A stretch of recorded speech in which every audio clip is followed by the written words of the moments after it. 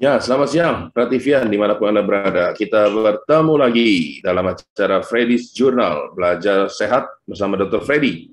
Dan pada siang hari ini, kita membahas akupuntur untuk sakit mah. Sebelumnya saya menyapa dulu nih, Dr. Freddy. Selamat siang, Dr. Freddy. Halo, selamat siang, Korizal. Selamat siang, Bapak Ibu, teman-teman Pativian semua. Saya Dr. Sally, Bu Endang, dan semua Prativian yang berada di YouTube channel Sangga Prativi. Ya, siang hari ini kita bicara sakit mah, dan kalau Anda ingat, sebelumnya kita pernah bicara GERD ya, Dr. Freddy ya, betul ya? Nah, Betul. ini membedakan nih antara GERD dengan sakit mah nih. Dan siang hari ini kita akan bedah seperti apa sih sebenarnya sakit mah itu seperti apa, bedanya dengan GERD itu apa gitu ya. Nah, seperti biasa, jangan lupa bagi Anda yang di YouTube channel maupun di Zoom ingin bertanya, silakan bertanya karena nanti akan mendapatkan free gift dari Dr. Freddy. Ya, mari sekarang kita bisa mulai nih langsung nih ke Dr. Freddy ini.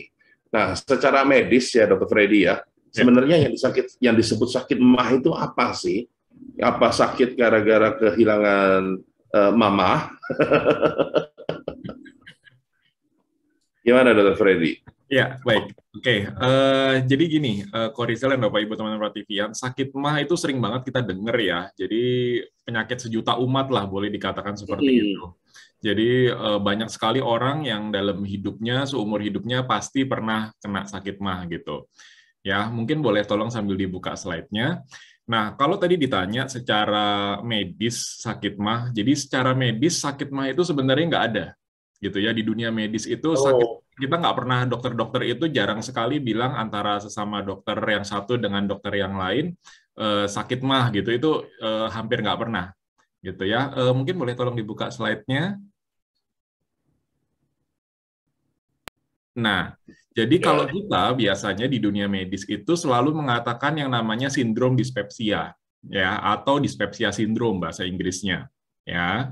Jadi kita bilangnya seperti ini antara sesama dokter atau di kalangan medis, dunia medis. Nah, artinya apa sindrom dispepsia? Jadi sindrom itu artinya adalah kumpulan gejala, ya. Jadi dispepsia sindrom adalah kumpulan gejala dispepsia gitu ya. Nah, ciri khasnya apa? Ciri khasnya itu dia biasanya ada mual, muntah, dan dia biasanya ada nyeri juga. Ya, ini digambar di slide. Ini saya tayangkan pembagian daerah-daerah di perut ya, daerah-daerah di perut. Ada yang membagi menjadi 4 ya, untuk gampangnya 4, kiri atas, kiri bawah, kanan atas, kanan bawah gitu ya, gampangnya begitu, kiri atas, kiri bawah, kanan atas, kanan bawah. Nah, cuma itu tidak apa ya, tidak mendetil itu, tidak kurang detil gitu, tidak cukup dalam gitu.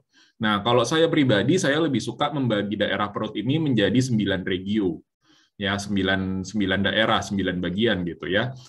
Nah, ini bisa kita lihat di daerah perut di atas, ya ada 3. Yang di tengah-tengah itu namanya region, namanya epigastric region.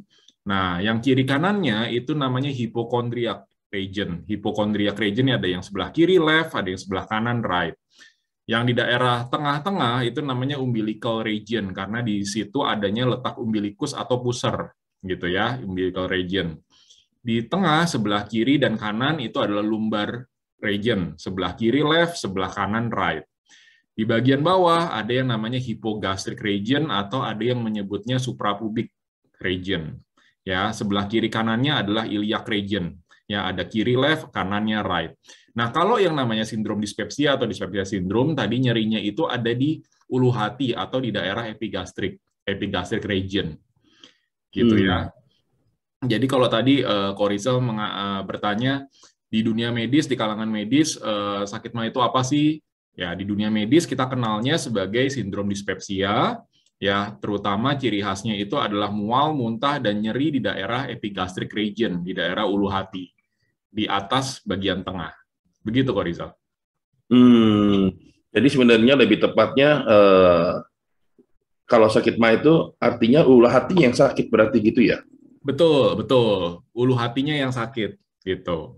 Kalau Tapi dia sakitnya di daerah yang lain selain di ulu hati, nah kita biasanya para dokter di kalangan medis kita berpikir yang lain dulu nih, gitu. oh, ya, ya, ya, ya. Nah, apakah yang kalau misalnya berartinya ulu hati yang sakit itu selalu berhubungan dengan mah? Ah, ini pertanyaan bagus nih. Jadi, kan banyak orang tuh yang ulu hatinya sakit, ini sakit mah, minum obat mah lah, berbagai mereknya bisa ditemuin di toko obat, bahkan di warung pun juga ada obat-obatan mah. Iya, Ya. Nah, tapi sebenarnya enggak juga kok Rizal dan teman-teman Tivian. Jadi sakit di ulu hati ini enggak mesti harus selalu mah. Enggak mesti harus selalu lambung. Mah itu lambung ya. Buat yang belum tahu, mah itu lambung. Jadi yang di daerah ulu hati sakit itu belum tentu masalah lambung. Memang ada masalah lambung, bisa juga masalah-masalah yang lainnya, gitu ya. Bisa ada misalnya masalah pankreas, itu juga bisa, di situ juga lokasinya. Terus kalau tadi kalau Rizal bilang GERD, nah itu juga bisa tuh di daerah situ juga. Terus misalnya ada kanker atau ada tumor gitu, nah itu juga bisa di daerah situ juga gitu. Jadi nggak mesti sakit mah, penyebabnya bisa banyak. oke. Kalau misalnya nggak mesti sakit mah, oke. Sekarang kita anggaplah itu sakit mah gitu ya. Nah, Oke. pertanyaan saya nih, apakah sakit mah itu apalagi bicara lambung ya?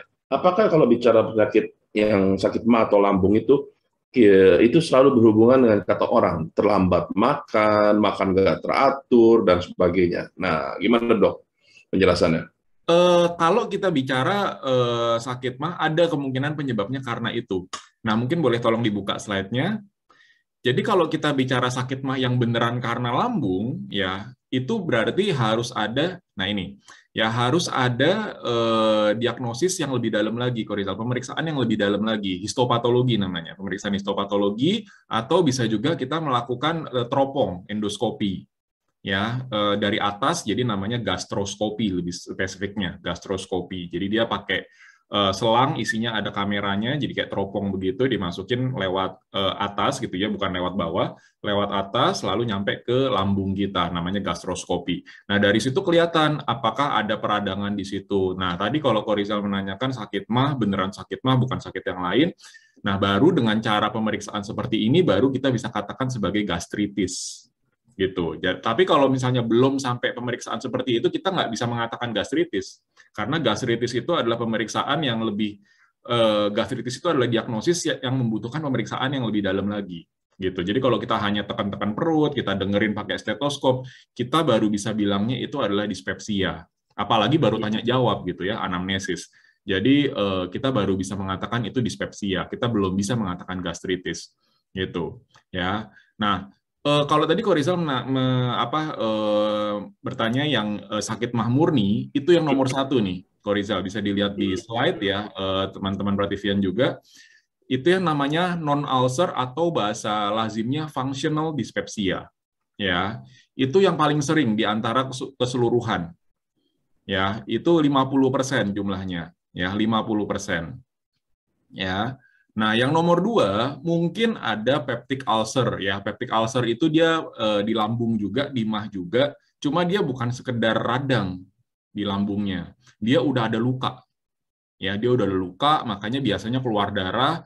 Darahnya kan mengandung zat besi ya. Nah, zat besi itu dia bercampur dengan asam dari asam lambung, ya, terjadi reaksi kimia di situ. Nah, makanya biasanya muncul cairan kehitaman. Ya, cairan kehitaman itu karena zat besi kena asam dari asam lambung. Itu yang bikin warnanya hitam. Nah, yang ketiga adalah reflux esofagitis. Ya, ini karena GERD tadi ya, karena GERD dia reflux ke atas membuat radang pada saluran makanan. Jadi kerongkongan ya, esofagus kerongkongan.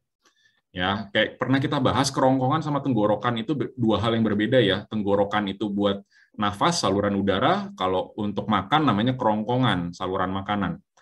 Ya. Yang ketiga adalah Nerd motility disorder, jadi masalah di pergerakannya. Nah, yang kelima itu mulai ada masalah di pankreas gitu ya, pankreatiko, ada biliari, jadi empedunya gitu. Nah, yang keenam itu masalah dari penggunaan obat-obatan. Ya, jadi obat-obatan bisa bikin dispepsia apa enggak? Bisa. Ya, contohnya itu ada NSAID, ada antibiotik ya, dan segala macam. Terus kalau tadi Korizal tanyakan soal makanan, ada. Jadi makanan-makanan seperti yang mengandung kafein dan alkohol, ya itu juga bisa menyebabkan dispepsia. Ya. Terus yang kedelapan adalah masalah metabolik dan endokrin hormon, ya buat orang yang DM, diabetes mellitus, kencing manis, Buat orang-orang yang hipertiroid, nah itu juga bisa bikin dispepsia.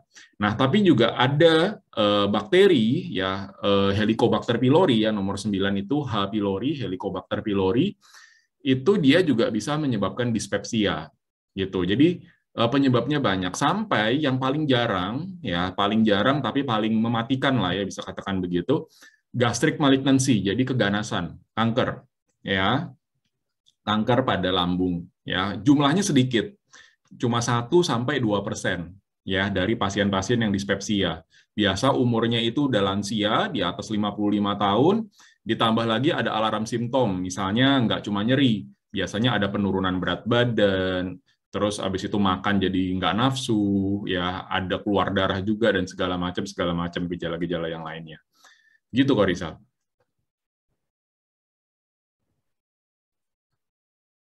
Kok Rizal? Ya, Ya, halo. iya, Ya, seperti itu. kalau begitu, apa berarti segala sesuatu yang berhubungan dengan lambung itu belum tentu bicara tentang penyakit makanan ya? Maksudnya berhubungan dengan sakit lambung itu bukan karena kurang apa, terlambat makan dan sebagainya gitu ya?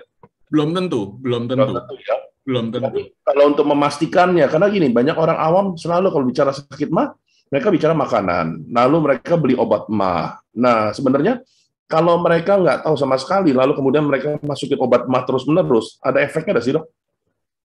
Kalau misalnya dia, biasanya gini nih, jadi biasanya orang muncul sakit di ulu hati, muncul mual muntah, dia nggak apa-apa untuk baru pertama kali dia pergi ke warung atau toko obat, dia beli obat mah, minum obat mah. Kalau jangka pendek nggak masalah kok Rizal. Kalau jangka pendek nggak masalah. Nah, cuma yang namanya obat-obatan, semua obat itu pasti punya efek samping. Nggak ada obat-obatan yang nggak ada efek samping, itu nggak mungkin, nggak ada. Ya, jadi semua obat, semua vitamin itu juga punya efek sampingnya masing-masing gitu ya. Nah, jadi kalau misalnya silakan aja, kalau misalnya baru pertama kali muncul nggak enak di ulu hati, muncul mual muntah, mau beli obat mah dulu di warung atau di toko obat, silakan aja. Toh itu baru pertama kali dan baru sebentar kan, sekali-sekali. Itu boleh. Nah, tapi kalau terus-terusan, nah itu yang berbahaya dan menjadi tanda tanya nanti. Jadi kalau sekali diminumin obat mah, nggak ada efeknya atau mendingan cuma sementara gitu kan, mendingan cuma sedikit, nanti kambuh lagi, terus diminumin obat mah lagi, begitu lagi, begitu lagi, begitu lagi, jadi berulang-ulang. Nah, itu yang tidak boleh. Itu sudah harus kita waspada, kita harus periksa ke dokter. Oke. Kalau dibilang tidak boleh, berarti kan kita harus periksa ke dokter. Nah, pada saat pemeriksaan ke dokter, apakah selalu akan terjadi gastrotropi tadi, masukin selang untuk melihat dan sebagainya? Enggak seperti itu. Jadi biasanya pemeriksaannya akan bertahap, kok Rizal. Kita para dokter itu biasanya nggak langsung masukin selang gitu, enggak. Biasanya kita pemeriksaannya bertahap dulu. Biasanya kita anamnesis dulu, itu yang paling awal kan, tanya jawab, riwayatnya seperti apa. Terus kalau ada mual muntahnya berapa kali, seberapa sering. Kalau ada muntah, muntahnya isinya apa, warnanya apa gitu ya.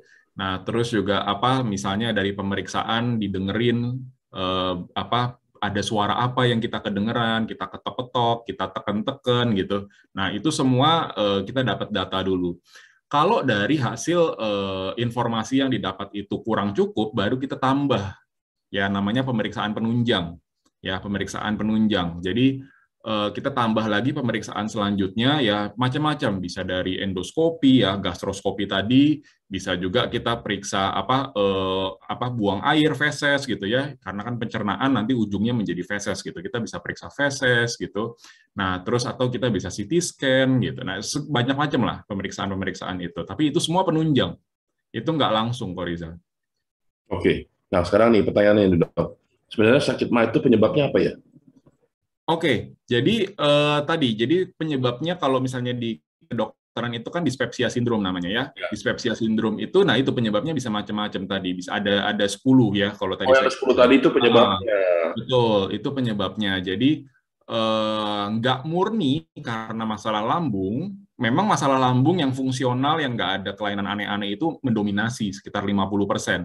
Tapi yang lain-lainnya ada 9 penyebab yang lainnya. Ya, itu ada kemungkinan itu 50% yang lainnya. Jadi jangan keburu-buru kita langsung oh ini sakit mah belum tentu. Iya, iya, iya, iya. Tapi kalau mendengar penyakit lambung atau sakit mah ini termasuk penyakit berbahaya apa tidak sih sebenarnya, Dok? Kalau misalnya dia murni karena mahnya, ya kayak tadi ya, functional dyspepsia atau non-ulcer dyspepsia, itu dia tidak berbahaya kalau dia hanya sampai tahap situ. Ya, tapi jangan lupa bahwa yang namanya sakit mah atau yang fungsional dyspepsia, ya itu kalau dibiarkan lama-lama, berlanjut berlama-lama, kan itu terjadi iritasi, terjadi peradangan di sana. Nah, tapi kalau misalnya itu dibiarkan berlama-lama gitu ya, nah itu lama-lama pernah ada pasien sampai jebol lambungnya, Pak Rizal, sampai lama-lama akan terjadi luka dulu ya, terjadi luka, dia keluar darah begitu ya, dan itu kalau tetap tidak diobati, tidak ditangani, kan itu kan asam ya, lambung kita itu merupakan satu-satunya organ di badan kita yang bisa tahan asam gitu ya, yang bisa tahan asam. Ya, pH-nya itu rendah sekali, bisa sampai 1 atau 2 pH-nya, ya, keasamannya. Nah, jadi kalau misalnya itu dibiarkan lama-lama lambungnya itu jebol. Nah, kalau lambungnya itu jebol, dia akan keluar. Asam lambungnya itu akan keluar. Dia akan kena ke organ-organ lain. Sementara organ-organ lain di badan kita itu nggak tahan asam. Hancurlah semuanya organ-organ yang lainnya yang kena asam lambung itu. Gitu. Jadi kalau ditanya sakit mah atau enggak fungsional dispepsia tadi itu apakah berbahaya? Kalau di tahap awal tidak, gitu ya. Di tahap awal dia tidak. Tapi kalau tidak ditangani bisa menjadi berbahaya. Oke. Nah, apakah sakit mah ini bisa sembuh? Ini pertanyaan yang sering juga nih, Ko Rizal nih. Pertanyaan juga yang sering ditanyakan oleh pasien-pasien. Banyak yang bilang bahwa kalau sekali kena sakit mah itu seumur hidup pasti akan kena sakit mah Ya, lagi dan lagi dan lagi dan lagi gitu ya. Sebenarnya enggak, itu hanya mitos gitu ya. Jadi kalau ditanya sakit mah bisa sembuh atau enggak, bisa.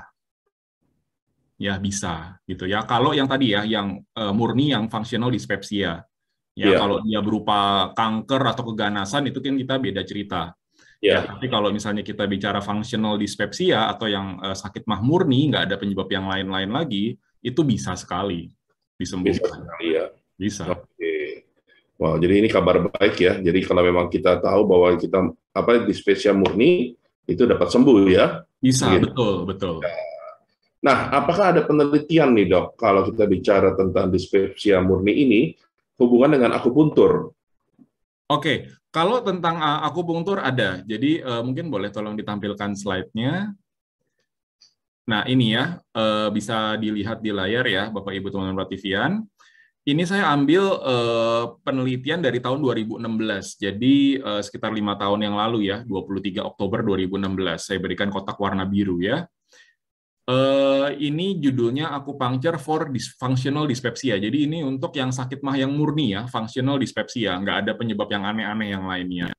Ya, dan ini saya ambil penelitiannya juga yang paling tinggi rankingnya, ya, systematic review dan meta-analysis dari RCT, Randomized Control Trial. Ya, jadi ini ranking 1 penelitian. Ini yang paling tingginya penelitian. Ya, tahun 2016. Nah, kesimpulannya bisa kita lihat sama-sama di bagian bawah saya berikan garis warna merah, conclusion.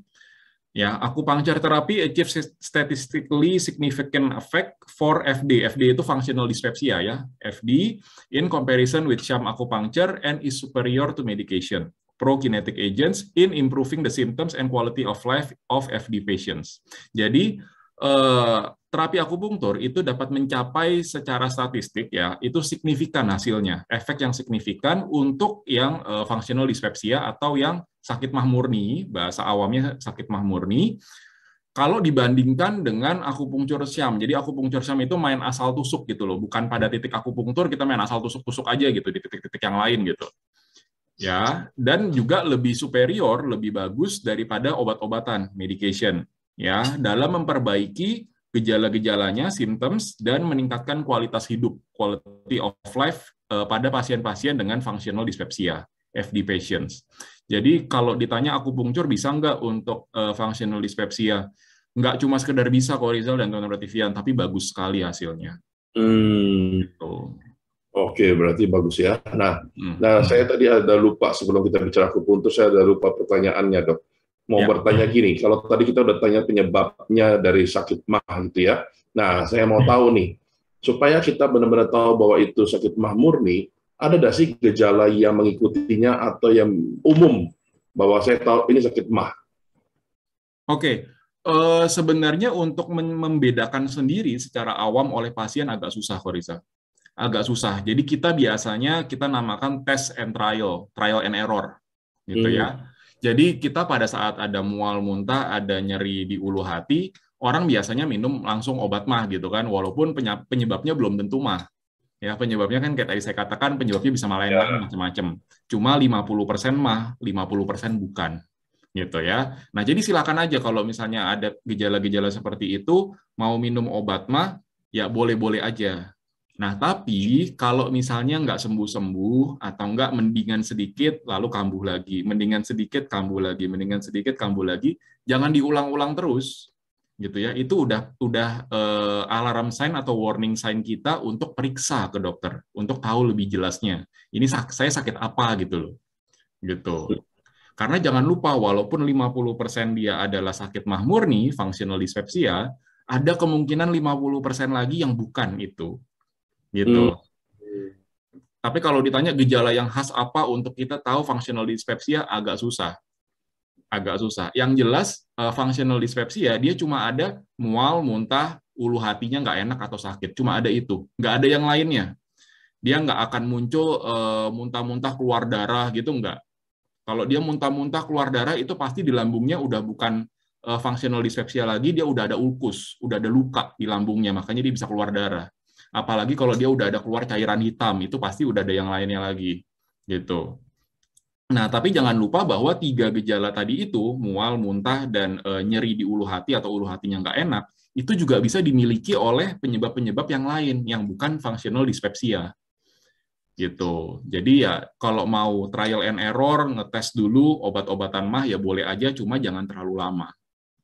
Oke, oke. Berarti Bian, kita telah bicara tentang aku untuk sakit mah, dan sebelum kita lanjut, mari kita lihat dulu yang mau lewat. Silakan Yola, kita tahan dulu ya.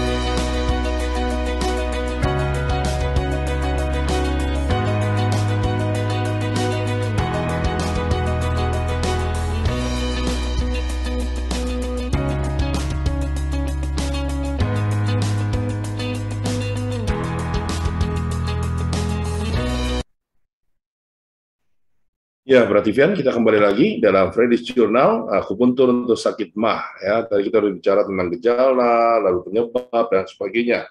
Nah, kita bicara tentang sakit mah yang murni, ya, atau disebutnya dispepsia, ya dok, ya. Functional dyspepsia. Ya, oke. Nah, kalau kita bicara tentang sakit mah yang murni, ini ada orang bilang begini nih, kalau makan tuh jangan banyak-banyak, jangan sekali makan banyak, apalagi kalau terlambat makan, gitu ya. Terus ada pertanyaan lagi yang kedua, apakah sakit mah itu berhubungan dengan misalnya kebanyakan minum alkohol dan kafein? Nah, apakah juga bisa menyebabkan sakit mah? Begitu dong? Betul, Ko Rizal. Jadi kalau misalnya yang dikatakan tadi, Ko Rizal, semuanya betul. Jadi kalau kita bicara functional dyspepsia atau sakit mah yang murni, yang nggak ada yang lain-lainnya, itu semua betul. Kita makan jangan terlalu banyak, kita makan jangan sampai telat, gitu ya. Makan itu yang bagus itu untuk penderita sakit mah itu adalah small and frequent. Jadi sedikit-sedikit tapi sering. Ya, small and frequent. Ya, jadi jangan terlalu banyak dan kita harus sering, jangan sampai telat makan. Jadi mau makan sehari, mau makan 4-5 kali sehari, no problem, itu fine gitu loh, itu bagus gitu. Tapi jumlahnya sedikit-sedikit gitu. Ya, mungkin bisa 1 kali makan yang normalnya 1 porsi itu dibikin menjadi 2 kali gitu. Ya, separuh-separuh porsi gitu. Itu nggak masalah seperti itu. Jadi jangan takut nanti malah gemuk, enggak.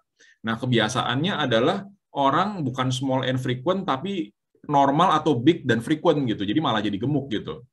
Ya, makan 5 kali dan porsinya porsi gede-gede semua gitu. Nah, itu jadi gemuk nanti malah. Ya, small and frequent itu bagus. Terus kalau kita bicara tadi yang jangan minum kafein, jangan minum alkohol, itu juga betul kok Risa. Gitu ya. Karena tadi waktu di bagian penyebabnya itu salah satunya juga ada masalah supply ya, masalah input makanan. Alkohol, kafein itu juga pengaruh terhadap dispepsia ini. Gitu. Jadi memang pengaruh kok Risa. Betul itu. Ya, betul ya. Nah, oke. Dok, apakah ukuran lambung setiap orang sama atau berbeda? Oke, ukuran lambung setiap orang itu berbeda-beda kok Risa. Ya, jadi ukuran lambung itu berbeda-beda. Kalau misalnya kita terbiasa makannya sedikit, lambung kita akan menyesuaikan kok Risa.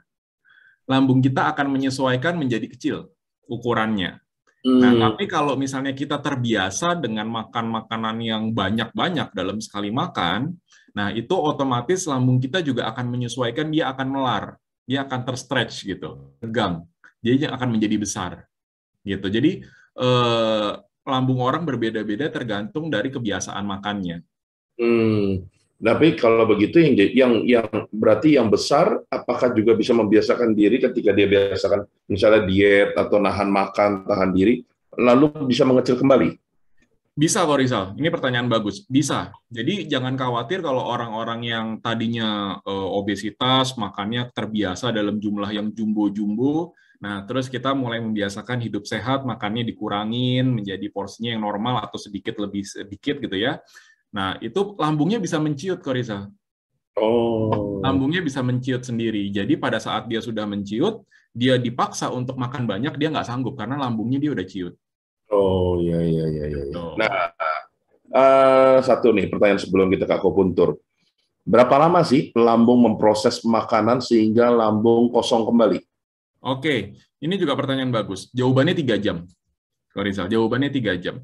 Inilah intermezzo ya, ada intermezzo. Inilah yang dijadikan kalau misalnya kita bicara forensik, Rizal. Kalau kita bicara forensik, kedokteran untuk kepentingan penyelidikan, polisi biasanya, forensik. Nah, itu biasanya salah satunya diukur dari pengosongan lambung. Jadi kalau misalnya masih ada makanan di lambungnya, itu berarti si korban ya atau si mayat itu dia itu belum 3 jam dari makan terakhir. Oh.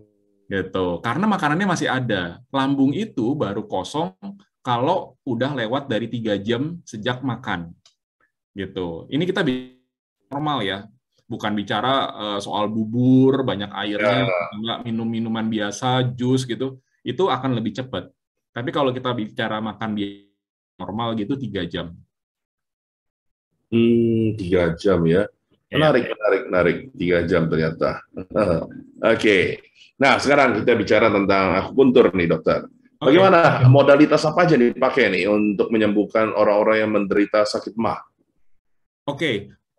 Kalau kita bicara akupunktur untuk sakit mah, ini pengerjaannya agak-agak tricky ya, agak-agak kita perlu tahu gitu, karena kita nggak boleh sembarangan tusuk, kita nggak boleh sembarangan manasin, nggak boleh sembarangan kasih listrik segala macam lah.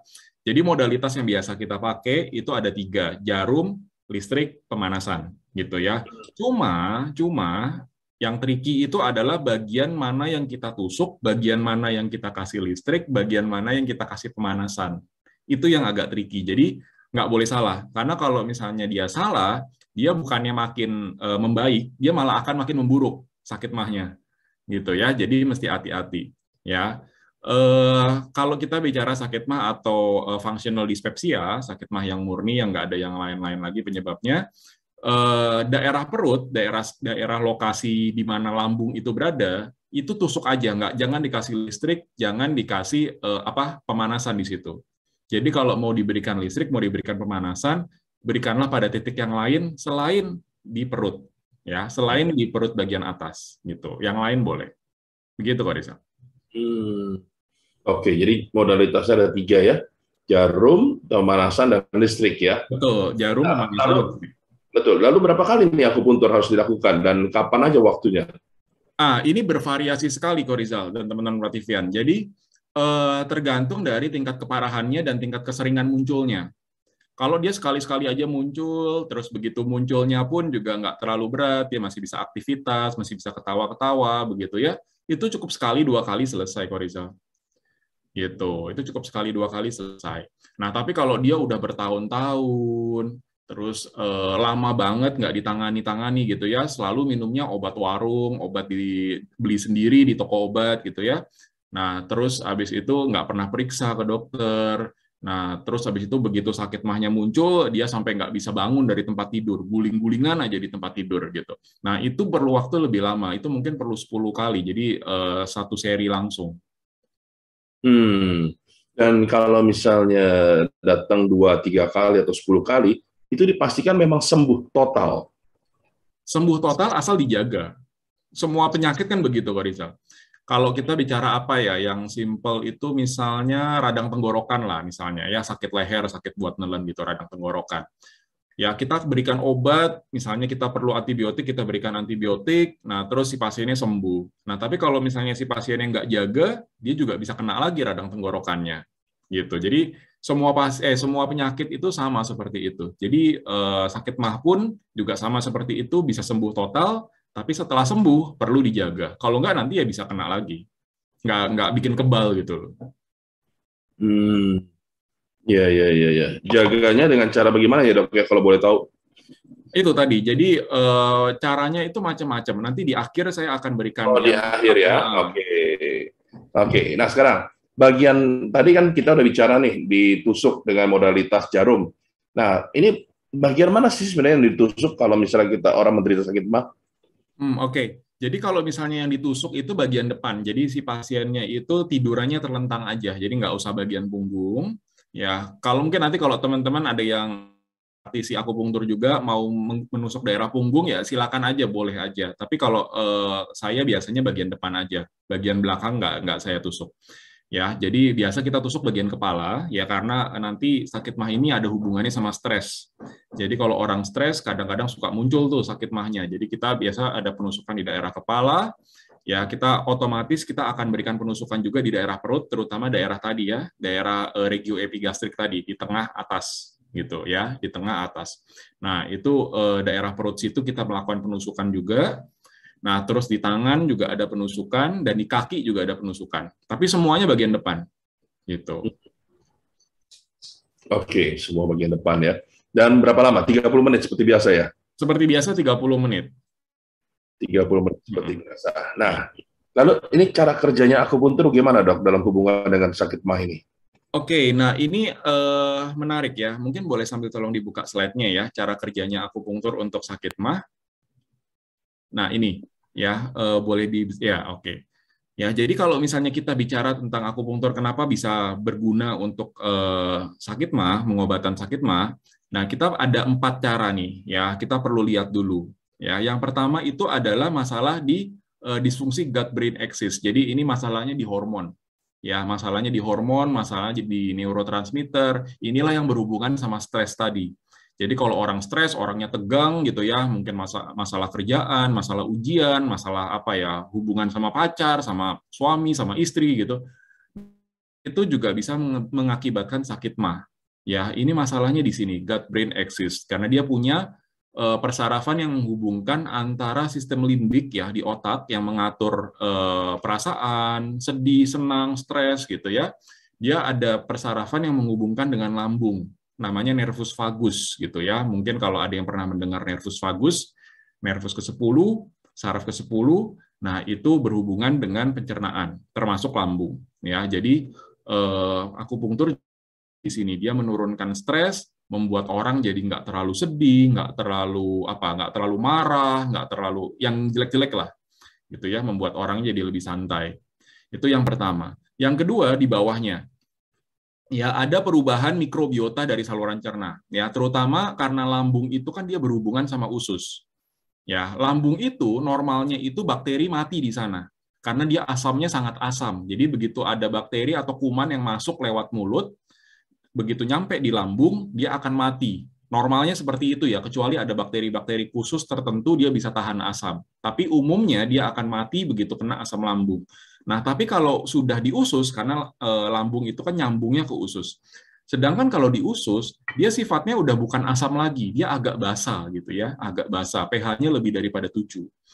Nah, itu jadi di sana itu muncul mikrobiota, ada bakteri-bakteri baik yang tumbuh di sana.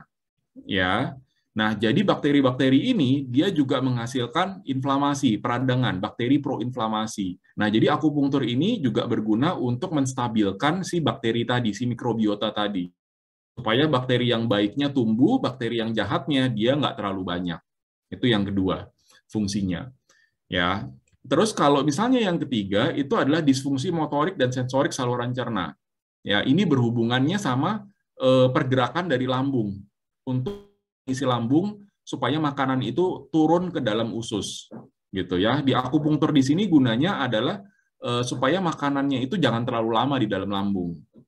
Ya, jangan terlalu lama di dalam lambung supaya dia segera turun ke dalam usus. Gitu ya. Yang keempat adalah perubahan imun.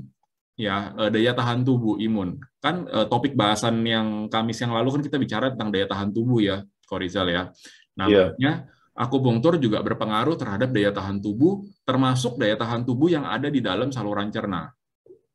Gitu. Jadi akupunktur kalau ditanya kerjanya gimana sih dalam sakit mah, agak sedikit rumit, tapi ini 4 secara umum, secara garis besar. Ya, untuk stresnya, untuk bakterinya, untuk pergerakan dari lambungnya, ya termasuk dari pengeluaran asam lambung segala macam. Terus yang keempat adalah untuk imunitas atau daya tahan tubuhnya.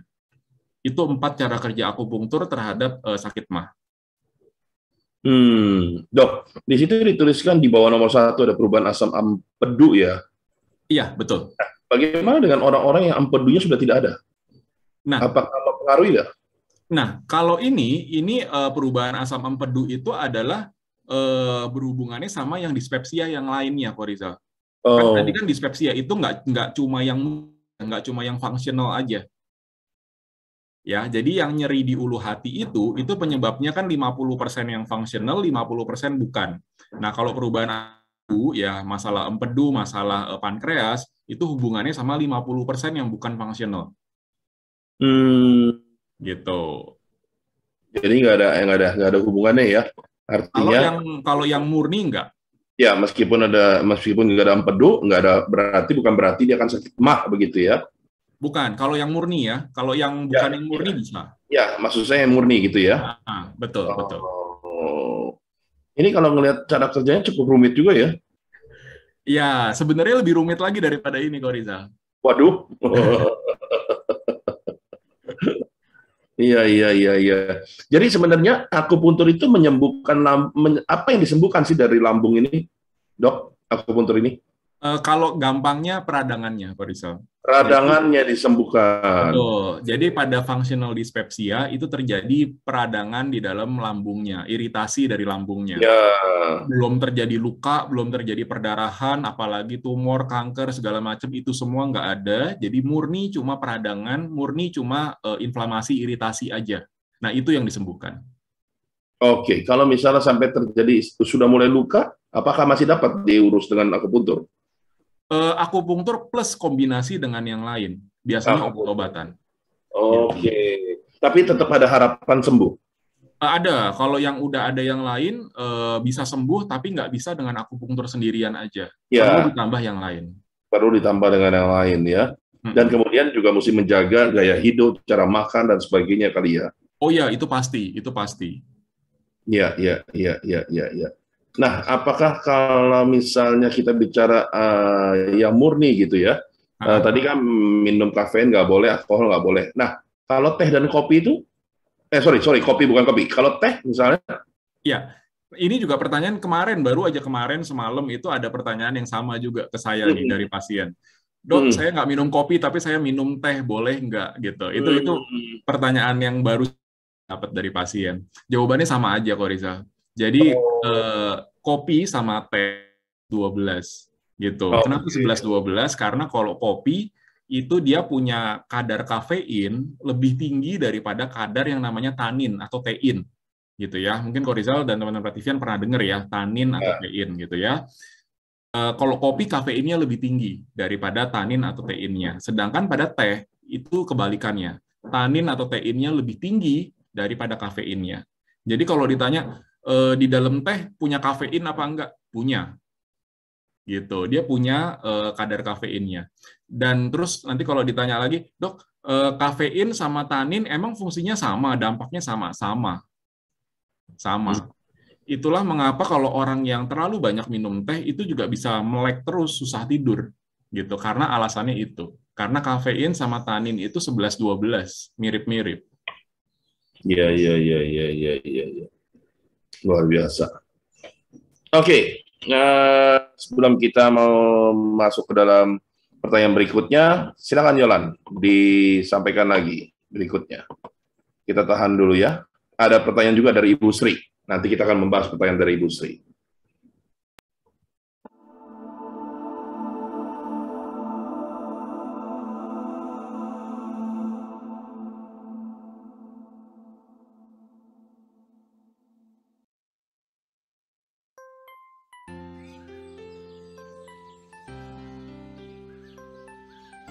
@Familia Indonesia TV atau AVI TV adalah YouTube channel dari @Familia. Tujuan dibuatnya AVI TV adalah untuk menyalurkan informasi terkait psikologi dari usia anak hingga dewasa. Saat ini sudah ada beberapa program rutin yang ditayangkan di YouTube channel AVI TV.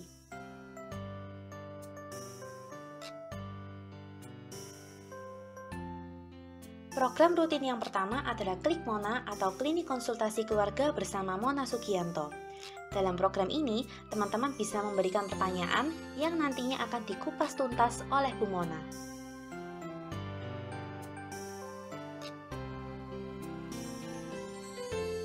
Selanjutnya adalah Kana atau Karya Anak. Kana merupakan video kegiatan DIY asik, aman, dan mudah untuk anak-anak dan orang tua.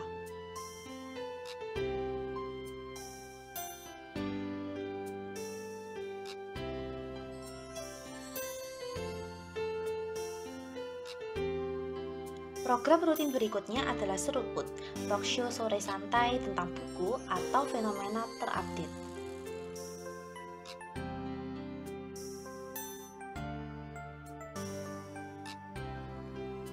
Selain program rutin, AVI TV juga menyediakan live streaming untuk festival, webinar gratis, dan juga talk show. Yuk langsung saja kita subscribe YouTube channel AVI TV agar kita nggak ketinggalan program menarik dan bermanfaat dari @Familia Indonesia. Sampai jumpa lagi!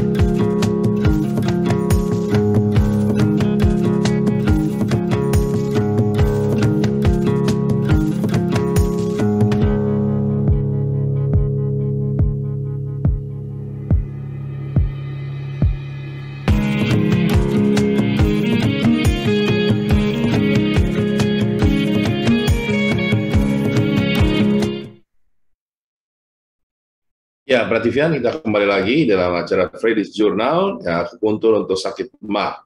Nah, Dr. Freddy, di sini ada Ibu Sri nih, seperti biasa mau bertanya nih. Kalau ada stres, saya tusuk Heigu dan Tai Chung untuk penenangnya. Apakah benar, Dok?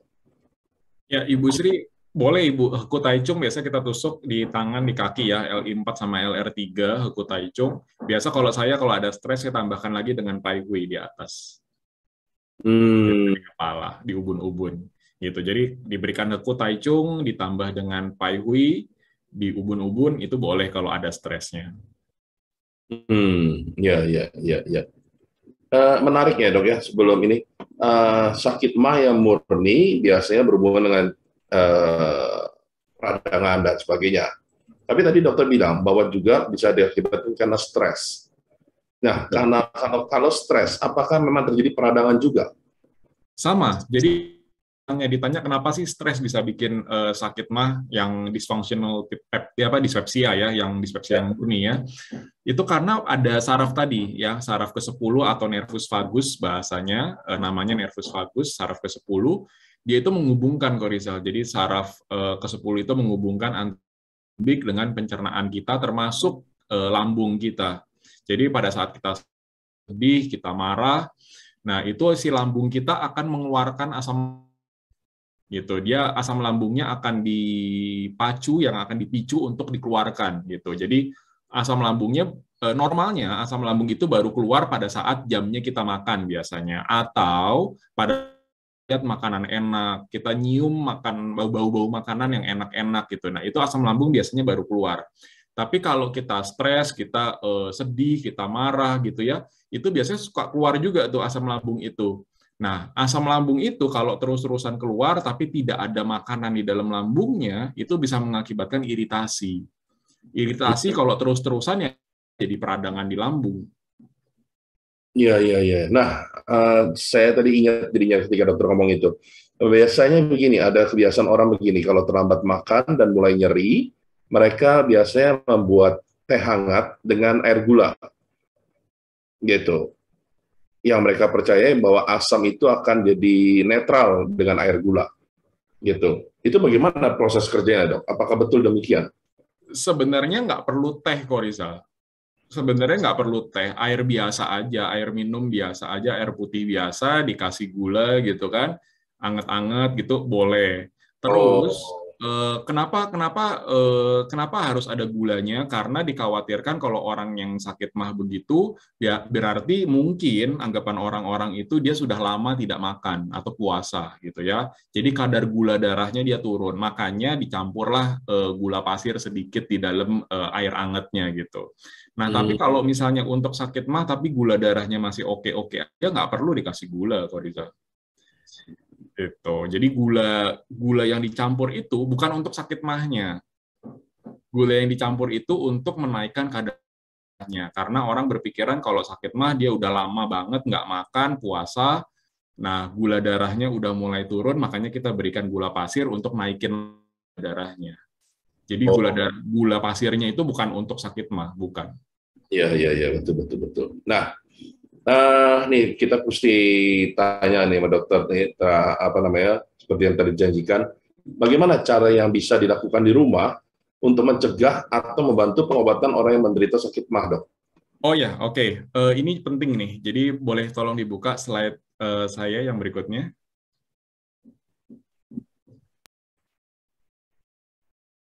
Turun lagi. Iya, nah ini ya. Jadi namanya non-pharmacologic terapi ya. TX itu singkatan dari terapi ya. Terapi yang bukan obat-obatan, non-pharmacologic. Ya, jadi yang pertama stop merokok. Karena merokok itu dia mengakibatkan peradangan juga termasuk di saluran pencernaan. Jadi yang radang itu bukan cuma di saluran pernafasan ya, saluran udara.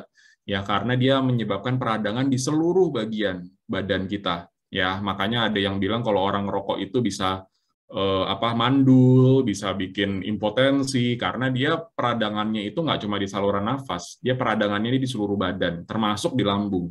Makanya orang-orang yang sakit mah itu juga harus berhenti merokok. Yang kedua, stop atau mengurangi kafein, ya, kafein. Yang ketiga itu adalah ETOH, itu adalah senyawa kimia juga, biasanya di Indonesia nggak terlalu banyak.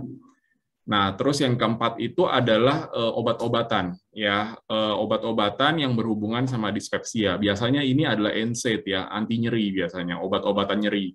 Ya, biasanya ada orang yang suka pegel-pegel minum obat.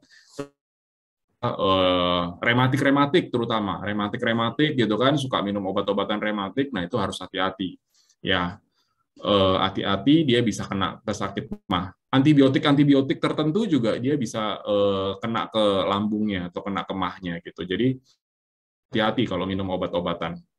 Ya, nah terus berikutnya adalah hindari makanan atau yang lain atau gejala-gejala yang lain. Contohnya apa misalnya? Ya makan makanan yang terlalu asam, ya jeruk nipis lah atau apa misalnya lemon lah atau apa gitu. Ya, nah terus hati-hati juga yang makan makanan terlalu pedas, itu juga hati-hati. Nah, terus better eating habits, jadi jangan makan terlambat.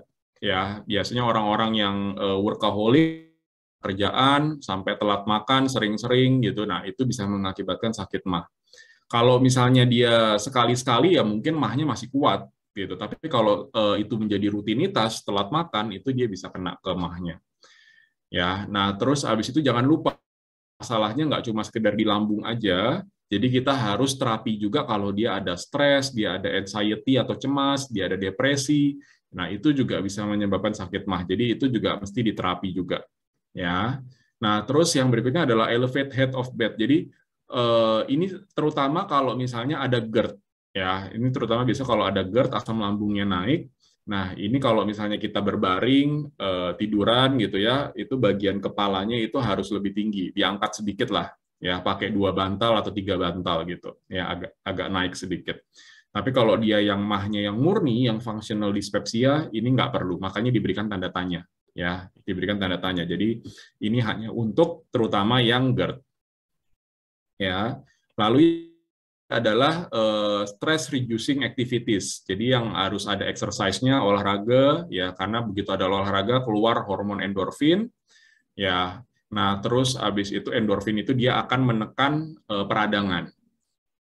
Ya, terus yang berikutnya lagi relaxation. Ya ini tiap orang beda-beda. Ya tiap orang beda-beda caranya relaksasi. Mungkin ada yang meditasi, ya suka dengerin musik-musik yang ringan, yang slow gitu. Ada juga yang meditasinya atau relaksasinya suka jalan-jalan ke mall gitu kan, window shopping gitu, ya silakan gitu. Ya ada yang relaksasinya dengan misalnya nonton film yang lucu-lucu gitu kan, ya boleh aja silakan.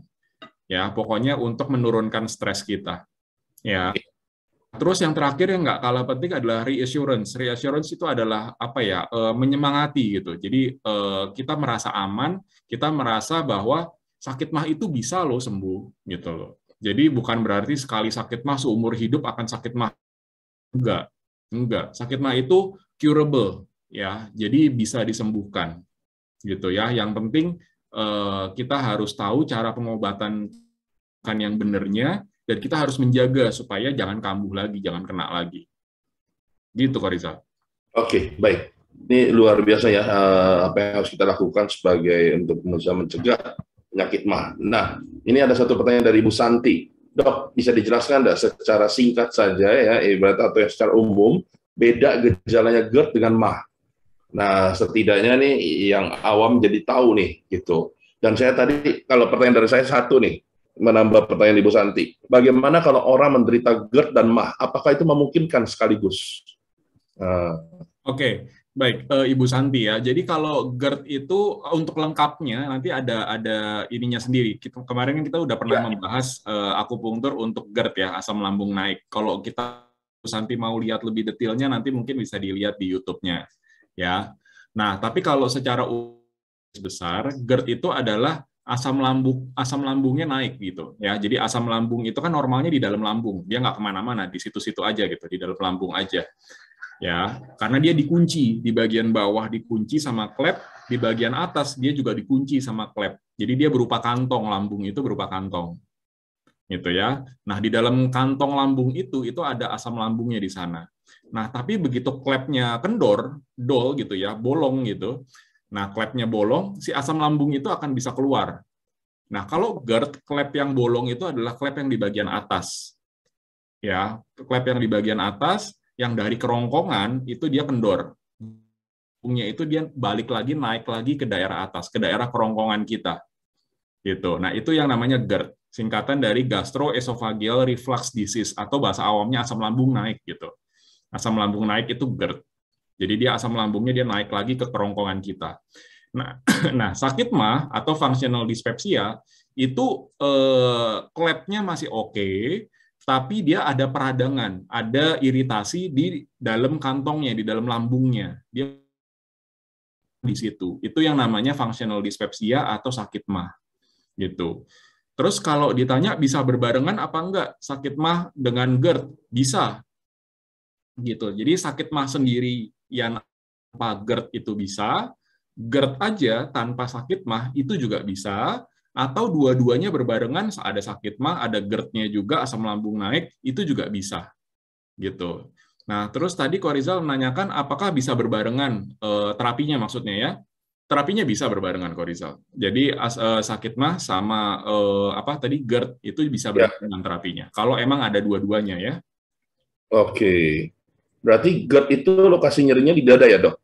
Iya, jadi kalau GERD itu dia biasanya naik, tergantung asam lambungnya naik sampai sejauh mana. Kalau dia naiknya sampai dada, yang berarti dia akan ngerasa panas, ngerasa nggak nyaman, itu adalah sampai di daerah dada. Nah, tapi kalau dia naik sampai ke atas lagi, sampai ke hampir di lidah kita, pangkal lidah kita, itu bisa bikin orang sakit leher. Bahkan kita bisa merasakan asemnya di lidah kita kalau dia udah makin naik lagi. Lidahnya bisa terasa pahit, gitu. Nah, itu biasanya udah nyampe ke atas lagi. Jadi tergantung dia kendornya, klepnya itu kendornya sampai seberapa kendor. Kalau dia baru sedikit aja kendornya, biasanya naiknya nggak terlalu jauh. Biasanya ada di dada, tapi dada yang bagian bawah. Gitu. Kalau dia makin gede, lubangnya makin gede, dia makin naik ke atas. Gitu. Ya. Jadi ini Ibu Santi juga nanya, keluarga ada yang kena MAH gara-gara obat TBC. Nah, biasanya obat TBC mana yang sering bikin MAH, Dok? Oke. Obat-obatan TBC itu adalah obat-obatan keras semua ya. Ibu siapa yang nanya? Ibu Santi ya? Ibu Santi, oke. Obat-obatan TBC itu adalah obat-obatan yang keras semua. Makanya obat itu khusus spesifik untuk TBC, nggak dipakai untuk yang lain-lain. Gitu ya. Biasa kalau misalnya obat-obatan yang lain kan yang ringan-ringan, yang nggak terlalu keras bisa dipakai untuk banyak macam ya. Contohnya kayak paracetamol. Demam dikasih paracetamol, sakit kepala dikasih paracetamol, apalagi sakit gigi dikasih paracetamol gitu. Nah, tapi obat-obatan TBC dia khusus untuk TBC karena dia obat-obatan yang keras. Semuanya itu bisa mengakibatkan sakit MAH, Ibu Santi. Semua obat TBC, entah keluarganya Ibu Santi ini pakai 3 obat, 3 regimen obat TBC atau yang 4 gitu ya. Atau ada juga yang 5 gitu ya, tergantung dari TBC-nya itu sudah seberapa bandel kumannya. Ya, nah kalau misalnya dari 3, 4, atau 5 itu disuruh pilih mana sih yang paling menyebabkan sakit MAH, itu adalah golongan yang rifampicin sama INH. Gitu. Rifampicin sama INH. Yang lainnya itu juga bisa mengakibatkan sakit MAH. Cuma biasanya tidak sedahsyat efek dari rifampicin. Gitu. Oke. Ya, mudah-mudahan Bu Santi dapat menjawab ya pertanyaan Ibu dari Dr. Freddy. Ya, nanti kalau belum silakan ditanya kembali. Ya, para pertivian, kita sudah sampai di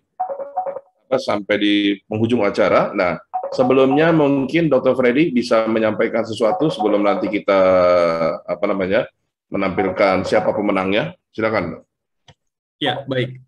Bapak, Ibu, teman-teman perhatian semua, jadi sakit MAH itu adalah sakit yang umum sekali ya, banyak diderita oleh orang-orang, bahkan keluarga kita sendiri pun juga mungkin ada yang kena sakit MAH ini. Jadi penyakit sejuta umat lah bisa dikatakan seperti itu. Nah, biasanya orang kalau menderita sakit MAH, dia langsung minum obat MAH, begitu dia muncul lagi, obat MAH lagi, muncul lagi, obat MAH lagi. Biasanya seperti itu. Nah, tapi apakah itu sehat, apakah itu benar? Ternyata tidak. Ya, jadi minum obat-obatan rutin, kebiasaan seperti itu selalu punya efek sampingnya sendiri. Ya, nah jadi di sini saya mau menawarkan ada lain selain obat-obatan. Tadi sudah ada penelitian resminya tahun 2016 kalau saya nggak salah. Nah, itu akupunktur itu juga tidak hanya bisa, tapi bagus sekali untuk pengobatan sakit mah ini. Ya, jadi bisa untuk mengobati, bisa untuk mencegah sakit mah. Boleh dicoba kalau Bapak Ibu teman-teman Prativian ada yang sakit mah atau ada yang keluarga temannya sakit mah, itu juga boleh dicoba akupunktur. Hasilnya bagus sekali dan aman. Begitu, Ko Riza. Ya, Prativian juga silakan melihat tayangan dari YouTube di Sangga Prativi, terutama tentang GERD ya. Saya lupa itu bulan apa, tapi silakan dicari aja Freddy's Journal, lalu cari GERD, dan itu tayangan yang cukup menarik, dan nanti bisa dihubungkan dengan tayangan pada hari ini. Jadi kita belajar lagi bersama-sama. Nah, jadi seperti biasa, free gift yang Pak Dr. Freddy janjikan, hari ini jatuh ke Ibu Santi, kayaknya belum pernah ya, Dok ya? Kayaknya belum, seingat saya belum. Ya. Nah, oke, jadi Ibu Santi, selamat Anda mendapatkan free gift dari Dr. Freddy, dan kemana Anda, Ibu harus datang? Nah, silakan Yolan disampaikan. Rizal, tanya dulu, Ibu Santi itu rasanya apa dari Singapura ya? Coba ditanya deh. Santi.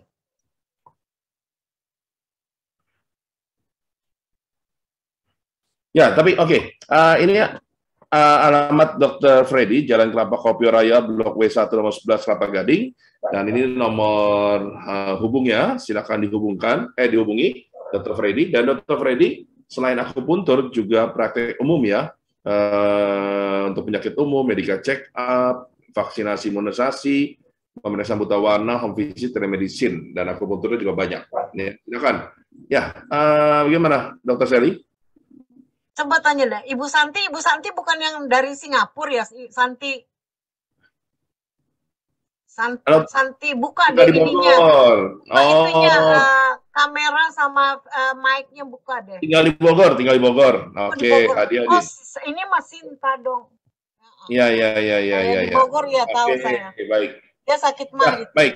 Terima kasih, Ibu Santi. Iya. Saya pikir itu aja. Jadi pada hari ini kita belajar bersama Dr. Freddy tentang sakit mah, ya, dan semoga bermanfaat buat para Prativian dimanapun Anda berada. Saya Stefanus Rizal. Dan saya Freddy Julianto. Mengucapkan terima kasih. Nanti sampai kita ketemu dalam acara Freddy's Journal berikutnya, yang kita akan kasih kabar kembali kapan itu dia. Ya, baik. Terima kasih. Ibu Endang tuh, si Santi kasih ke Ibu Endang tuh. Boleh, Bu Endang, silakan Bu Endang. Datang aja ke Dr. Freddy. Nanti kalau saya ke Jakarta saya mau, tapi nggak mau. Terima kasih ya. Ya, datang ya Bu Endang ya. Iya. Dimanfaatkan. Ya, oke, baik. Oke, baik, terima kasih Dr. Freddy, Dr. Sally, Santi, dan Bu Endang. Sampai jumpa. Terima kasih semuanya. Terima kasih.